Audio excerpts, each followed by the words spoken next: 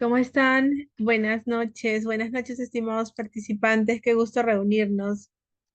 Bienvenidos, bienvenidas. Agradecerles la puntualidad, también de que estén pendientes de nuestra última conferencia. Y bueno, hoy vamos a hacer una revisión de algunos conceptos importantes en relación a los trastornos del neurodesarrollo. Y ahora les explico también por qué. En relación también a que una maestra sombra debe estar preparada y debe tener conocimientos, al menos básicos, teóricos, que se fundamenten en la evidencia, ¿no? En la evidencia científica también, manuales actualizados, para poder atender a la neurodiversidad y también favorecer la inclusión educativa. Esa parte es sumamente importante. Es sumamente importante. También tengamos en cuenta estos aspectos, porque de lo contrario, pues realmente no tener el conocimiento hace que no cuenten con la comprensión que deberían de tener en determinadas situaciones. Bien, entonces vamos a continuar con nuestra sesión 3. Vamos a hablar sobre los trastornos del neurodesarrollo según el DSM-5. Y los vamos a ver según este manual, porque este es el manual de en este caso, tiene una categoría donde habla de los trastornos del neurodesarrollo y justamente es el manual diagnóstico y estadístico de los trastornos mentales.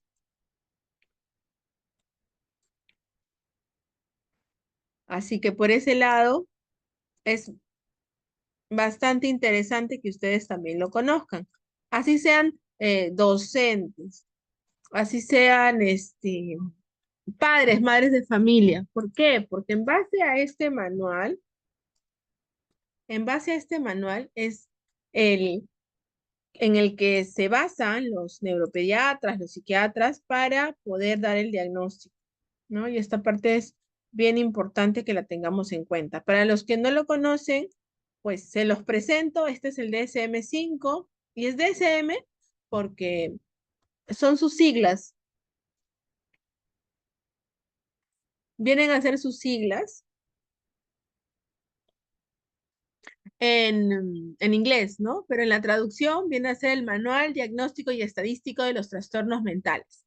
La edición 5, porque todavía hay lugares donde están trabajando con el 4, con el DSM-4. Igual se los comento por si acaso encuentran otros nombres o también encuentran otros términos, ya ustedes están preparadas y tienen la idea, ¿no? Entonces, como les decía, la maestra sombra tiene que estar preparada para poder afrontar las distintas condiciones y bueno, como mínimo conocer los trastornos del neurodesarrollo y conocer en base a qué manual médico es que se realizan estos diagnósticos. También esto es importante. Así que hoy vamos a justamente cerrar todo lo relacionado con este tema. Bien, los trastornos del neurodesarrollo son un grupo heterogéneo de trastornos, en este caso, en la categoría diagnóstica de trastornos del neurodesarrollo dentro del DSM-5, hay varios trastornos del neurodesarrollo. Entonces, son un grupo heterogéneo de trastornos relacionados, que están relacionados, comparten características, que se manifiestan en periodos tempranos de la niñez, en general, antes que se incorporen a la escuela primaria, que en conjunto comparten una alteración en la adquisición de habilidades cognitivas, motoras, de lenguaje y o sociales, y que impactan significativamente en el funcionamiento personal, social y académico. Entonces, afectan en realidad a un porcentaje importante de la población, según ahí varios autores, por lo que van a constituir en estos trastornos del neurodesarrollo una consulta frecuente en la niñez y la adolescencia. La falta de detección del diagnóstico y el tratamiento conlleva secuelas de la vida adulta, con pérdida de oportunidades en desarrollar el potencial del individuo en su vida personal, familiar y laboral. Aquí se habla de la importancia, ¿no? De la importancia que podemos tener, de la importancia que nosotros tenemos en cuenta para realmente conocer y detectar en etapa temprana los trastornos del neurodesarrollo.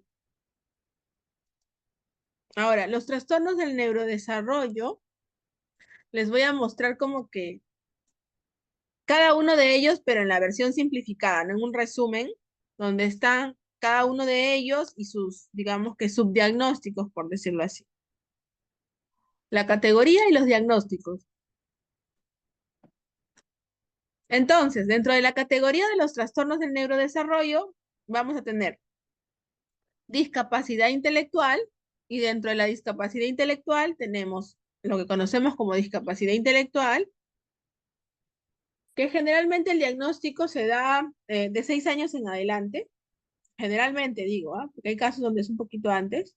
En este caso, también se le conoce como déficit cognitivo, y bueno, en el manual diagnóstico anterior, el DSM-4, estaba como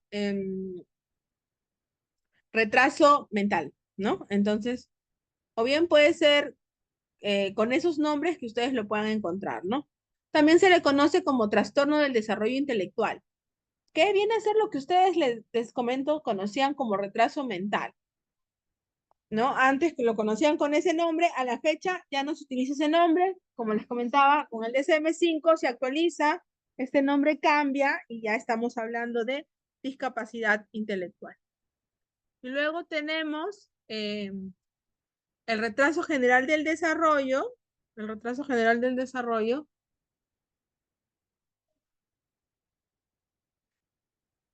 y ahí tenemos este diagnóstico que se da generalmente cuando son niños pequeños y tienen muchos indicadores de discapacidad intelectual. Pero al ser niños pequeños, digamos que temporalmente le colocan el diagnóstico de retraso general del desarrollo o retraso global del desarrollo. Ustedes lo deben haber visto por ahí. ¿Alguno de ustedes han tenido algún casito con ese diagnóstico? ¿Qué es un diagnóstico, entre comillas, temporal? Que se coloca a niños pequeños que tienen varios indicadores de discapacidad intelectual, de retraso en todas las áreas del desarrollo. Allí les colocan ese diagnóstico. Allí les colocan ese diagnóstico, entonces ustedes van a ver que con frecuencia lo colocan a niños pequeños, a menores de 5 años. Como les digo, como en una primera instancia, cuando son muy pequeños y no han tenido unos controles antes, no se puede determinar definitivamente, ¿no? No se puede determinar si tiene TEA, si tiene discapacidad intelectual o si tiene otras condiciones en comorbilidad o TEA y discapacidad intelectual a la vez.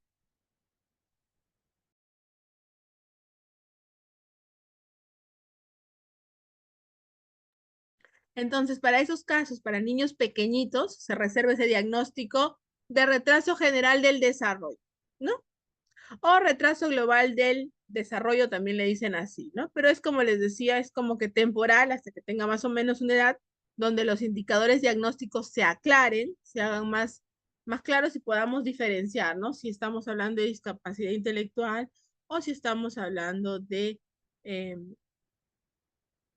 retraso global del desarrollo, si es que estamos hablando de TEA, de discapacidad intelectual o de otros diagnósticos.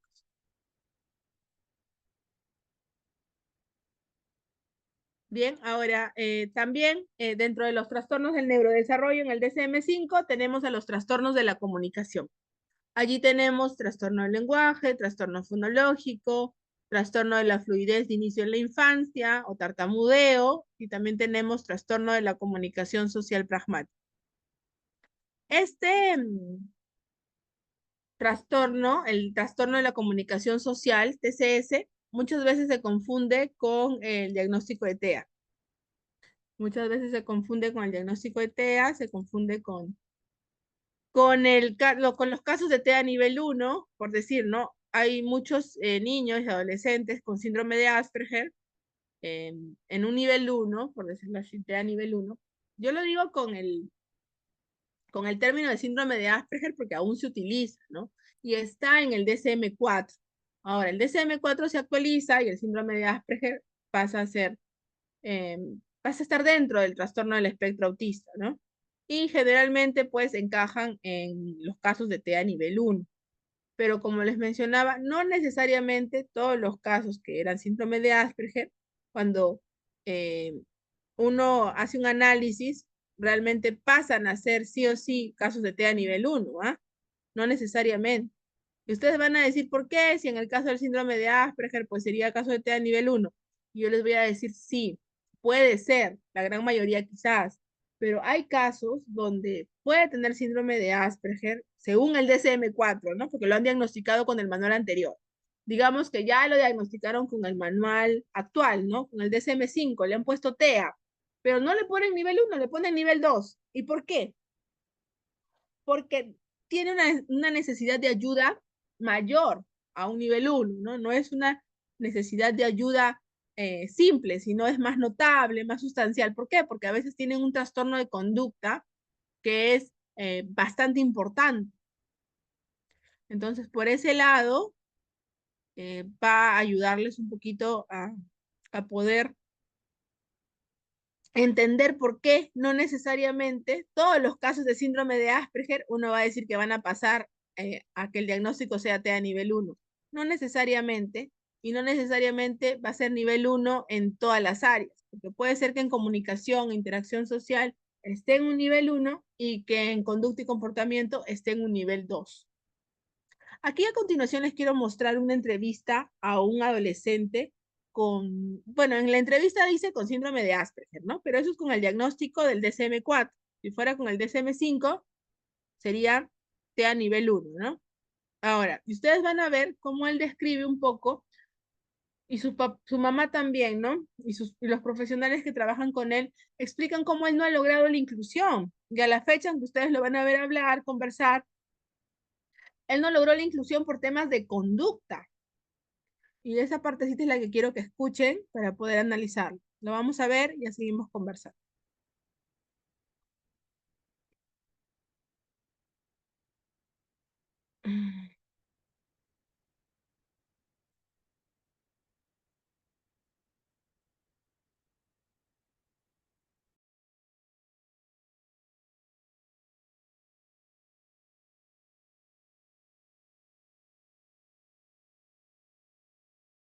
Bueno, estoy acá para entrevista para que todo el mundo del país o algo parecido conozca mi discapacidad.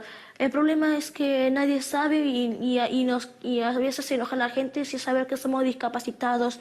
Bueno, uno de mis pacientes, que se llama Gerardo Kelly, es un chico que tiene síndrome de Asperger, que es uno de los cuadros dentro de lo que se llama el espectro autista, que son chicos de muy alto funcionamiento, o sea que tienen niveles cognitivos muy altos, con niveles de lenguaje también muy altos, pero que suelen tener bastantes dificultades a la hora de interactuar socialmente, que tienen una manera de hablar que es peculiar, que suelen tener altos niveles de ansiedad, que suelen tener altos niveles de dificultad para lo que es coordinación motora, o sea, son muy torpes motrizmente, y suelen tener cierto patrón de, o sea, parecido a lo que son los autistas clásicos, de tener como ciertos intereses muy absorbentes y restringidos. A mí me gusta mucho dibujar, relajarme, cosas de la televisión, dibujo. Me interesa mucho leer últimamente, leo muchos libros y ¿Y qué esas te gusta cosas. leer? Bueno, los libros a mí me encantan mucho leerlos sobre revistas Genio, sobre el diario del Clarín, perdón, sobre, no el diario, digo, sobre libros del Clarín, sí, libros del Clarín, tengo dos libros del Clarín, sobre naves espaciales y sobre también, bueno, ya sabe, sobre los inventos, sobre cómo han progresado los inventos. Gerardo es un chico muy creativo en realidad, que yo conozco más aproximadamente hace 2 años, que hace una consulta en un hospital público, debido a que había sido echado de 2 colegios ya, o sea que el sistema educativo ya la verdad es que no lo aceptaba. La madre intentó hacer varias consultas, hizo varios reclamos en distintos establecimientos educativos, no recibió respuesta. Hace 3 o 4 años que ya no va al colegio Gerardo, siendo un chico que realmente tiene un gran potencial cognitivo y un gran potencial para aprender, pero esto es lo que a veces pasa con estos chicos. Hizo jardín de infantes, en un jardín de infantes común del Estado, y también fue a la escuela cerca de casa, la escuela también del Estado. La maestra siempre que no presta atención, que hay que retarlo, lo mandaba a la dirección. Yo pensaba que sería porque era muy travieso o que tenía un carácter muy fuerte. Y fue cuando él no quiso ir más y yo ya no lo llevé más a ninguna escuela porque él no quería ir. Se ponía muy agresivo. Los chicos, él decía, se burlan los chicos, y era cierto, después me enteré que los chicos se burlaban de él. Y otro gran tema es el tema del hostigamiento que le decimos nosotros, o el bullying en inglés. Cómo estos chicos son hostigados por compañeros en los colegios. Los compañeros los joroban, digamos, los gastan, los molestan por la manera que tienen de hablar, que es muy peculiar, o porque no entienden los chistes, o porque son muy literales. Y realmente durante la adolescencia y durante la preadolescencia también son chicos que suelen pasarla bastante mal en los colegios. Es un tema que tenemos que atender en realidad nosotros como sociedad y también dentro de los colegios. ¿Vos te acordás, digamos, qué tipo de problemas a veces tenías con tus compañeros en el colegio? Me molestaban por mi idioma. Por la manera en que hablabas. Hablo México neutro. Un día un nene se burló de él a la salida del colegio y él empezó a pegarle al nene. Tendría unos 9 años y una maestra lo quiso separar y siguió pegando a la maestra. ¿Y qué te pasa a veces cuando, vos me contás siempre, cuando salís a la calle y tenés que hacer un mandado o te metés en un negocio? A veces, ¿qué te pasa con la gente? Bueno, me peleé por una farmacéutica porque me dijo sobre que me portara bien y eso me molesta a veces. Y yo me porto bien, pasa que la gente piensa que me enojo por falta de buena conducta. Ajá. Yo digo esa confusión que la gente siempre saque. Claro. ¿Y vos sentís que la gente te entiende o que la gente no te entiende mucho?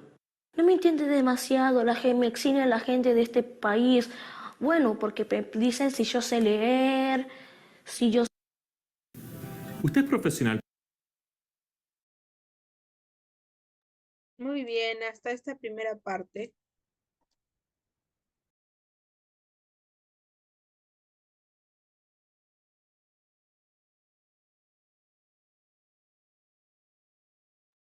Justo estaba estornudando. Ahí las disculpas del caso. Les comentaba, ¿no? Que algunos casos con trastorno de la comunicación social pragmático se confunden con los casos de TEA nivel 1. Más aún con los casos que tenían diagnóstico síndrome de Asperger. Y esto es porque, como ustedes ven, se afecta la pragmática, ¿no? Aunque pueden conversar, pueden comunicarse, hablar, contar lo que les interesa, pero eso no quiere decir que no tengan dificultades o que no necesiten ayuda. En el video se aprecia un poco cómo él ha tenido tantas dificultades para lograr la inclusión. Al final del video, en la entrevista, a él le preguntan qué cosa pediría a la sociedad, al país, al gobierno, en fin, ¿no? Y él dice, yo quisiera una maestra integradora, ¿no? Una cosa así. Pero en realidad, más que todo, una docente de apoyo, ¿no? Una docente de inclusión, quizás una maestra sombra, pero él dice, una para cada niño, porque da a entender la necesidad de este acompañamiento personalizado, que poco a poco está cobrando relevancia, se está conociendo más del tema, está teniendo más importancia y nos damos cuenta que con esto podemos hacer más fácil la inclusión. Y si pues Gerardo hubiera tenido una maestra sombra desde el principio que lo apoye a regular el tema conductual, él hubiera logrado la inclusión. Él hubiera podido eh, adaptarse a la escuela, ¿no? Entonces allí también notamos el rol de la maestra sombra como tal en la práctica, ¿no? Bien, sigamos hablando de los demás trastornos del neurodesarrollo. Luego vamos a ver otra partecita. Luego tenemos el trastorno del espectro autista, donde vamos a encontrar con o sin discapacidad intelectual. ¿Y esto a qué se refiere? Que algunos casos de niños con TEA presentan discapacidad intelectual y otros no, tienen una inteligencia normal o superior al promedio. Luego tenemos también el caso de con o sin deterioro del lenguaje. En algunos casos tienen un desarrollo del lenguaje como el que han visto ahí de Gerardo, y en los otros casos tienen un desarrollo del lenguaje que tiene un retraso importante, ¿no? Que tiene importantes dificultades.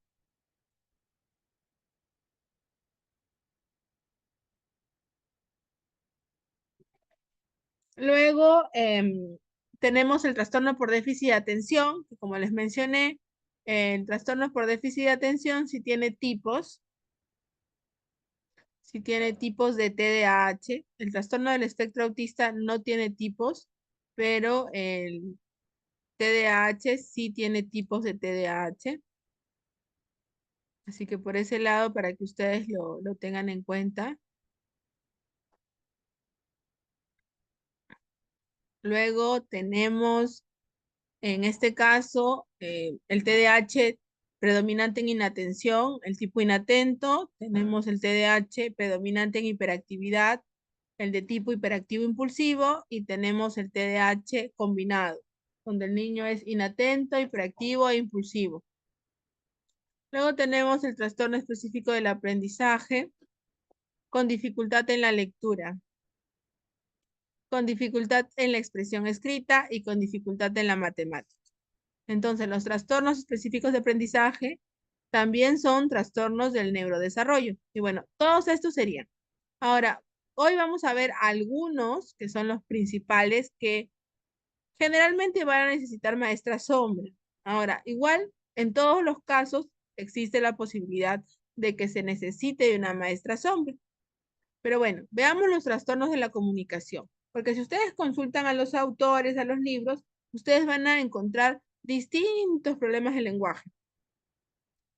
Pero acá tenemos trastorno de la comunicación según el DSM-5. Ahí tenemos trastorno del lenguaje, trastorno fonológico, trastorno de la fluidez de inicio en la infancia, trastorno de la comunicación social pragmático y trastorno de la comunicación no especificado. En el trastorno del lenguaje es lo que ustedes conocían con el nombre de TEL, trastorno específico del lenguaje. Ya en el DSM-5 se engloba, no está con el nombre de TEL, sino está con el nombre de trastorno del lenguaje. Pero ustedes pueden especificar, ¿no? Si se afecta más la parte comprensiva o la parte comprensiva expresiva. Luego tenemos el trastorno fonológico, que es lo que ustedes en la antigüedad conocían como dislalias. Ese término está desfasado, ya no se utiliza. El término de la fecha es pues trastorno fonológico o trastorno de los sonidos del habla. Lo van a ver con el nombre de TCS. De trastorno, TSH, perdón, trastorno de los sonidos del habla. El TCS es el trastorno de la comunicación social, ese es TCS. Y el TSH es el trastorno de los sonidos del habla. Con ese nombre lo van a encontrar al trastorno fonológico también. Luego tenemos el trastorno de la fluidez de inicio en la infancia, que viene a ser la tartamudez. En este caso, la tartamudez Es muy frecuente en niños que ya tienen alguna condición, en niños con TDAH, niños con TEA, niños con TEA nivel 1, especialmente. Hay muchos casos en niños con discapacidad intelectual. Y también se puede presentar en niños que no tienen otra condición, además de la tartamudez, por decirlo así. Pero hay que entender que en un principio, esta distemia o tartamudez, sus síntomas se presentan esporádicamente, que uno diría se presentan a veces, y la respuesta es sí, es a veces. No es el 100% de las producciones verbales, no es el 100% de las veces que el niño hable, el 100% de las veces se va a trabar o va a repetir. No necesariamente, salvo que ya esté pues en una situación que sea muy grave, su tartamudez, y a veces es el 70, el 80% de las ocasiones que se está trabando, que está hablando y no se le está entendiendo por este tema de la fluidez. Pero se los menciono por una razón, porque cuando a veces yo les menciono a los padres de familia o a las docentes que el niño tiene tartamudez, que el niño tiene trastorno de la fluidez de inicio en la infancia, ellos dicen no porque es a veces. Y la respuesta es que sí, al principio es a veces. Y hay que entender que cuando son niños pequeños, no es que hablen mucho, no es que existan muchos momentos donde se dé, pero en momentos determinados donde el niño se emociona y quiere contar algo, está muy feliz o muy molesto, se va a evidenciar más que se altera la fluidez.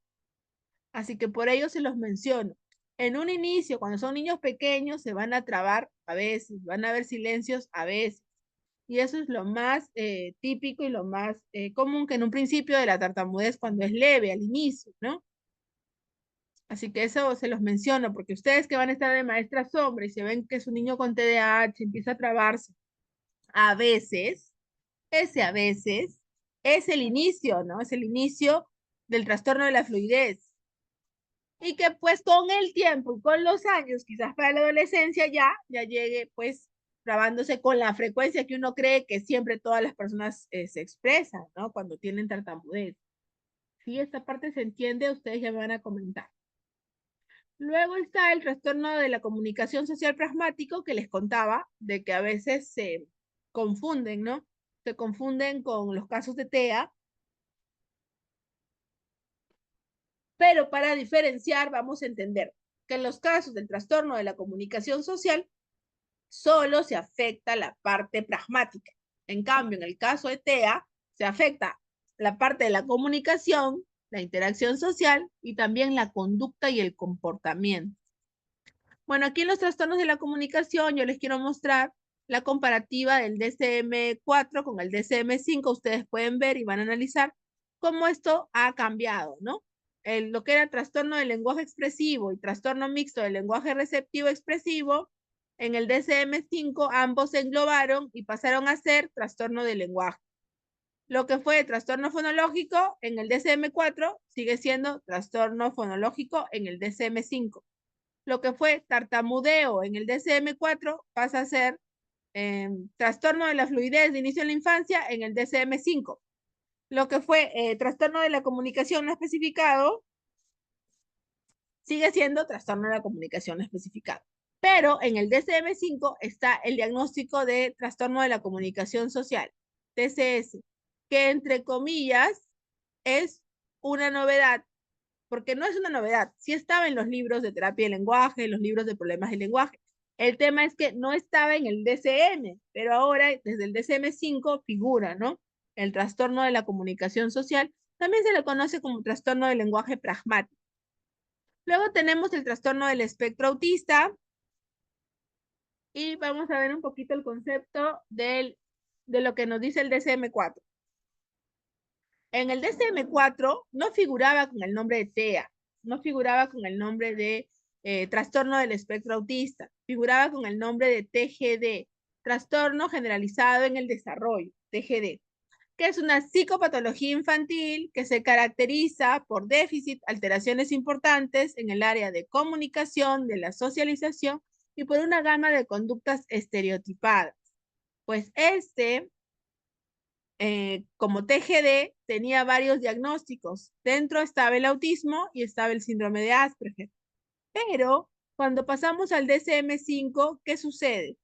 Sucede que se engloban todos estos diagnósticos del DSM-4 y todo ello pasa a ser TEA. ¿Pero qué nos da? Nos da niveles de necesidad de ayuda o niveles de necesidad de apoyo.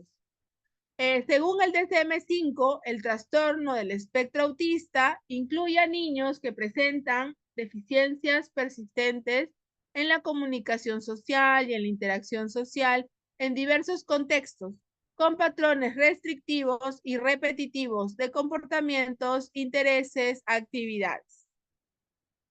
Y tenemos, en este caso, esta comparativa. Quiero que puedan observar. El DSM-4, que figuraba como TGD, y en la actualidad tenemos al DSM-5. Ahora, todos estos diagnósticos que estaban en el DSM-4 se engloban y pasan a ser TEA. Y en el DSM-5 no tenemos otros diagnósticos, pero ¿qué tenemos? Niveles 1, 2 y 3. Y son niveles de necesidad de ayuda, niveles de necesidad de apoyo. No son niveles de gravedad, son niveles de qué tanta ayuda necesita. En un nivel 1 necesita ayuda, hasta un nivel 3 que necesita ayuda sustancial, o sea que es totalmente dependiente. Esto habla de qué tan independiente es la persona, aunque en todos los casos necesitan ayuda, a veces más, a veces menos en distintos aspectos, pero existe la necesidad de ayuda. Esto en relación al trastorno del espectro autista.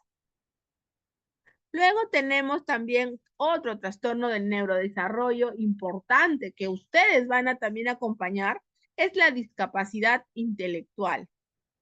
Ahora, la discapacidad intelectual se va a referir a la condición de vida de una persona que obstaculiza su funcionamiento intelectual, sensorial, motriz, afectando su desarrollo psicomotor, cognitivo de su lenguaje y socioafectivo.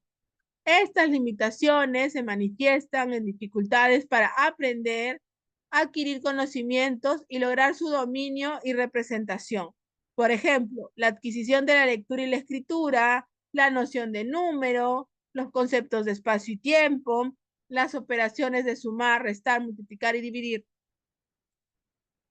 Ahora, la inteligencia es un proceso amplio que abarca una enorme cantidad de funciones de la mente humana para lograr adaptarse a diversas situaciones. Para un mejor entendimiento del niño con discapacidad intelectual, primero vamos a definir qué cosa es la inteligencia.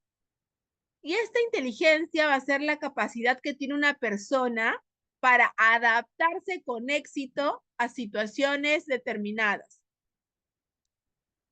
Sus componentes son los mismos para todos los niños: el análisis, la generalización, la síntesis, la anticipación, la planificación, la identificación del problema, la manera de resolverlos y el pensamiento abstracto. Sin embargo, no todos pueden reconocer la existencia de problemas, hacer inferencias, seleccionar la nueva información, discriminar y aplicar esa información hacia cosas parecidas. O sea, no todos logran lo mismo.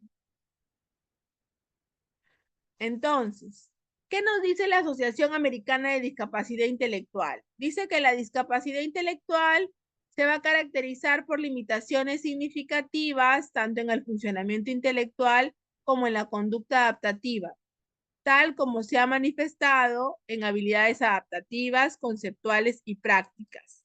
Y esta es la definición que nos da el DSM-5, donde dice que es un grupo de afecciones cuyo inicio se sitúa en el periodo de desarrollo y que incluye limitaciones del funcionamiento intelectual, como también del comportamiento adaptativo en los dominios conceptual, social y práctico. La discapacidad intelectual, cuando se presenta, así sea de forma leve, afecta y altera todas las áreas. Y se deben cumplir 3 criterios según el DSM-5. Primero, deficiencias de las funciones intelectuales, como el razonamiento, la resolución de problemas, la planificación, el pensamiento abstracto, el juicio, el aprendizaje académico y el aprendizaje a partir de la experiencia. comprobado mediante la evaluación clínica y pruebas de inteligencia estandarizadas, individualizadas. Deficiencias del comportamiento adaptativo que producen fracaso del cumplimiento de los estándares de desarrollo y socioculturales para la autonomía personal y la responsabilidad social. Sin apoyo continuo, las deficiencias adaptativas limitan el funcionamiento en una o más actividades de la vida cotidiana, como la comunicación, participación social, vida independiente en los múltiples entornos. Y estos puntos que les estoy leyendo, estoy citando lo que nos dice el Manual de Diagnóstico Médico 5, que estos son los criterios para el diagnóstico de discapacidad intelectual. Y esta parte es bien importante, donde dice, sin apoyo continuo, las deficiencias adaptativas limitan el funcionamiento en una o más actividades de la vida cotidiana, como la comunicación social, la participación social y la vida independiente en múltiples entornos. Entonces, el apoyo continuo es base para una evolución apropiada. Ahora, en el caso de discapacidad intelectual, como estamos haciendo una revisión breve de todos los trastornos del neurodesarrollo, porque ustedes saben que para hablar de TEA, pues podemos hablar de TEA 2 años y de discapacidad intelectual 1 año más, de trastornos de la comunicación social otro año, de TDAH otro año, un diplomado para cada uno, ¿no? Porque en realidad son trastornos bastante amplios, en la actualidad muy frecuentes, pero hoy estamos haciendo una revisión breve, porque la maestra Sombra debe de conocer todos estos puntos como mínimo, ¿no? Entonces, la discapacidad intelectual sí tiene gravedad. Puede ser leve, puede ser moderada, puede ser grave o puede ser profunda. En el caso de TEA, no, ustedes ya saben, ¿no? Que tenemos niveles 1, 2 y 3. En el caso de TDAH, sí tenemos tipos. Como les decía, predominante en inatención, predominante en hiperactividad e impulsividad, y el tipo combinado, que es inatento, hiperactivo e impulsivo. Entonces, para no confundir una cosa con la otra, porque luego decimos, no es que tiene TEA leve, y en realidad no, lo que tiene es trastorno del espectro autista y discapacidad intelectual leve, porque la discapacidad intelectual es una comorbilidad muy frecuente en el trastorno del espectro autista. ¿Esto quiere decir que todos los niños con TEA tienen discapacidad intelectual? No, no, nadie ha dicho eso, por si acaso, porque luego se confunden con este tema. Hay muchos niños con TEA con una inteligencia superior al promedio o una inteligencia normal promedio, y también muchos con discapacidad intelectual. Bien, y más o menos hasta esta parte es que estamos revisando a modo de resumen todos los trastornos del neurodesarrollo según el DSM-5. Ahora, hasta esta parte, en su experiencia profesional, en su práctica profesional, ¿hay algún casito, alguna duda, alguna pregunta que yo pueda responder en estos últimos minutos? ¿Pueden levantar la manito, por favor? O me escriben en el chat de Zoom. ¿Pueden levantar la manito para escucharlas? ¿Pueden levantar la manito?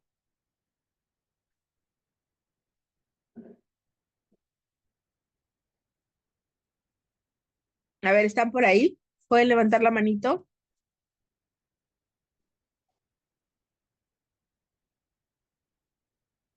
A ver, ¿están ahí los presentes? ¿Alguna pregunta, alguna duda? A ver, ¿todo claro? Allá. Justo aquí había un comentario de su compañera en el chat de Zoom que mencionaba, ¿no?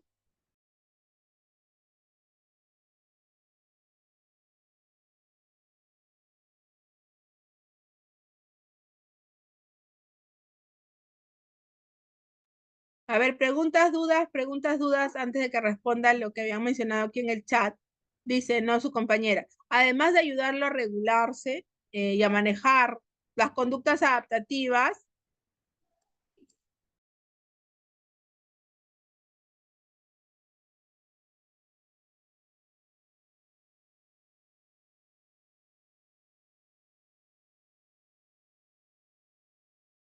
Bien, como les comentaba, ¿no? Además de ayudarles a regularse, aquí su compañera me preguntaba Dice que también necesita maestra sombra para que los demás puedan aprender a no molestar. Bien, dentro del rol de la maestra sombra también va a ser sensibilizar a toda la población. También va a ser contribuir a la concientización, a la sensibilización de toda la comunidad educativa para que permita esta inclusión. Entonces, sí, pues su rol también es ayudar a que los niños también aprendan a jugar con este niño que tiene alguna condición. Luego su compañera me pregunta sobre si la mayoría de los niños pueden tener TEA y TDAH. Bien, hay como tal, según el DSM-5, una comorbilidad, donde el TDAH se presenta con frecuencia también junto con el trastorno del espectro autista. O sea, puede darse, ¿no? Que el niño tenga TEA y TDAH. Bien. Pero por separado también, ¿no? Hay muchos casos de TEA y muchos casos de TDAH también en la actualidad. Luego su compañera refiere, no todas las instituciones educativas pueden admitir a los niños inclusivos. Según la norma y según la teoría, sí. Ahora, ¿que la realidad eso ocurra? No, no es así. ¿Alguien más tiene alguna otra duda en relación a lo que hemos conversado hoy, lo que vimos en la clase anterior, la primera clase? ¿Alguna pregunta, alguna duda? Si no, para mostrarles una partecita donde el niño dice, ¿no? ¿Qué le pediría a la sociedad, ¿no? Un poquito para ir cerrando la reflexión. Como les digo, ustedes a través de estos videos, a través de impartir todos estos conocimientos, van a ir ampliando todo lo que debería conocer la institución educativa para poder atender a las necesidades de los estudiantes.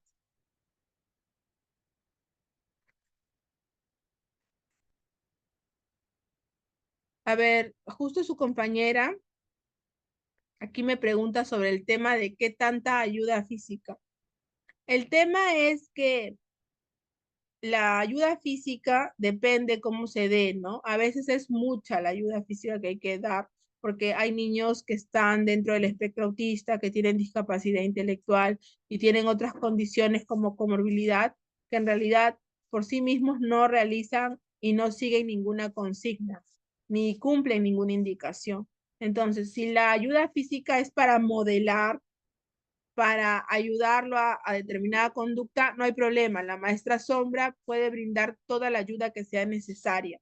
El tema es cuando se está utilizando ayuda física para regular conducta, ¿no? Digamos en situaciones de berrinche, donde ya hay conductas agresivas.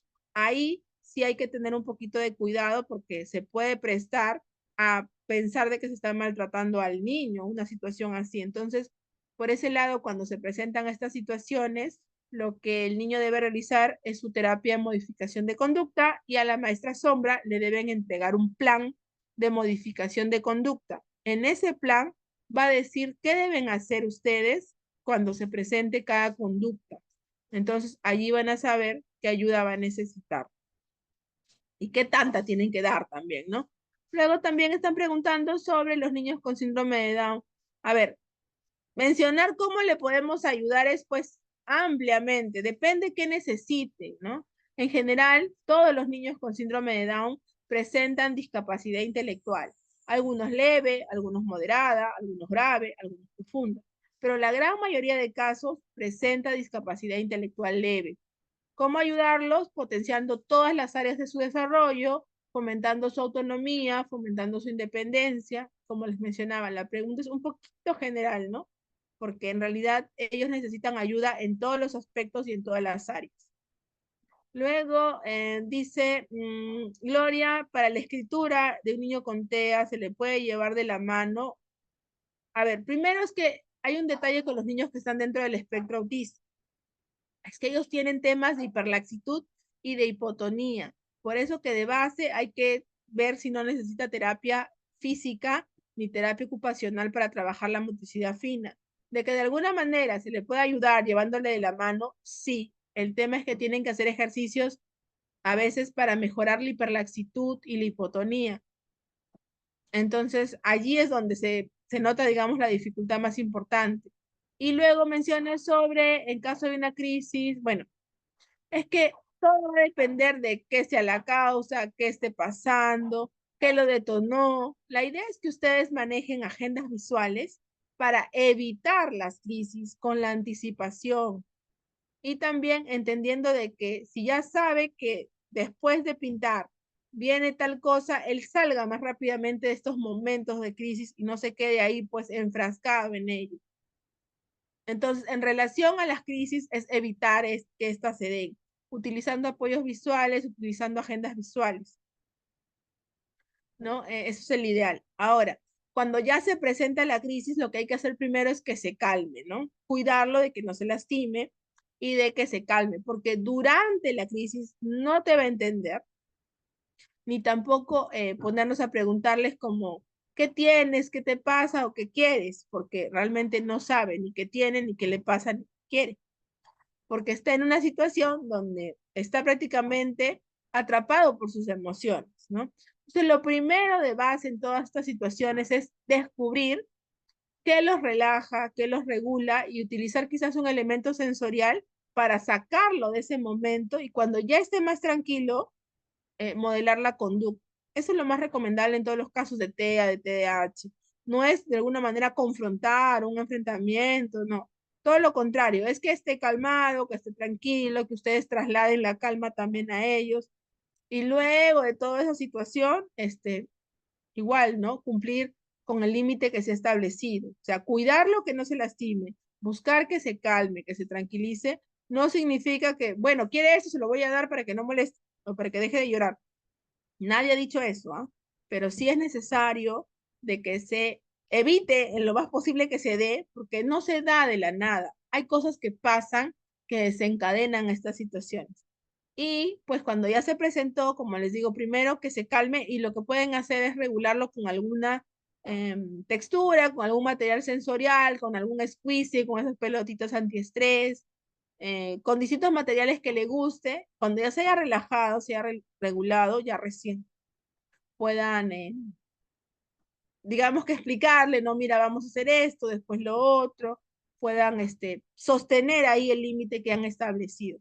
Pero en casos que son situaciones conductuales y son muy frecuentes, lo mejor es que la modificadora de conducta analice las conductas y luego pueda de alguna manera darles ya el plan de modificación de conducta para que ustedes lo cumplan.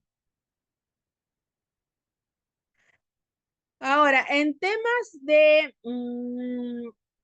las habilidades que deben ir desarrollando como mínimo las básicas, yo les recomiendo guiarse del modelo Denver. El libro del modelo Denver tiene unos checklists donde ustedes van a encontrar como que los hitos y las habilidades y las tareas que deberían lograr por edades. Y ya con eso se van a poder guiar para poder trabajar. Bien, porque son muchas, ¿no? Pero siempre vamos a estar en búsqueda de fomentar su autonomía, su independencia. Básico, cuestiones como seguimiento de indicaciones, como comprensión de consignas. Ese tipo de situaciones son como las mínimas adaptativas para que pueda desarrollar las demás. Si no está eso como mínimo, ustedes saben, no se puede trabajar ni lenguaje, ni aprendizaje, si el niño no tiene tolerancia al trabajo estructurado, si no hay un mínimo de atención y concentración. O sea, en realidad todo aquí juega un papel importante. Pero si quieren ya como que desglosaditos objetivos, yo les recomiendo el modelo Denver, que se pueden guiar de ahí. Tiene unos checklists al final del libro que les van a servir muchísimo. Y bueno, esos libros yo los comparto en el diplomado cuando dicto el de Maestra Sombra, que es un diplomado similar a este curso, pero obviamente este curso es chiquitito, pero en el diplomado vemos pues adaptaciones y más a profundidad estrategias y ahí yo les comparto los libros, ¿no? Luego también materiales para lo que es lenguaje, aprendizaje. Y luego también en otras especializaciones y diplomados también se amplían mucho estos temas. Así que si están interesados, ya saben que están invitadísimas a continuar sus estudios. Bien, les agradezco mucho su atención en esta conferencia y bueno, espero encontrarnos próximamente en uno de los diplomados. Les envío un abrazo inmenso. Muchos cariños. buenas noches, cariños. Buenas noches.